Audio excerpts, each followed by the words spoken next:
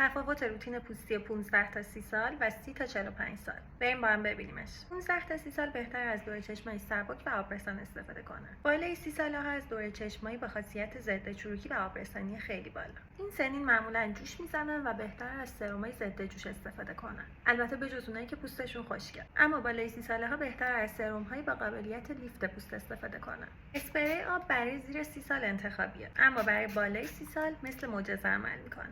آبرسان‌های سبک برای زیر 30 سال یه انتخاب عالیه، اما بالای 30 ساله‌ها باید از آبرسان‌های قوی‌تر استفاده کنن. یه مرطوب کننده معمولی برای زیر 30 سال کافیه، اما بالای 30 سال باید از مرطوب کننده‌های تخصصی‌تر استفاده کنن که مثالاشو تو کپشن نوشتم. برای 15 تا 30 سال یه سرم روشن کننده کافیه، اما برای بالای 30 سال سرم‌های جوانساز. اگه بالای 30 سال دارید بهتون یه ماسک شب رو توصیه میکنم. 15 تا 30 سال‌ها بهتر از یه بام لب آبرسان استفاده کنن، اما بالای 30 سال‌ها از یه بام لب که داخل ضد چروک هم داره. جوی پوست لبتون جوان‌تر میمونه. چه 15 سالتون باشه، چه 30 سالتون، چه 45، چه بالاتر از اون، ضد آفتاب از واجباته. یادتون نره. مرسی که تا آخر این ویدیو کنار من بودید. بهم توی کامنت ها بگید که توی چه بازه سنی هستید تا من سوالاتتون رو جواب بدم.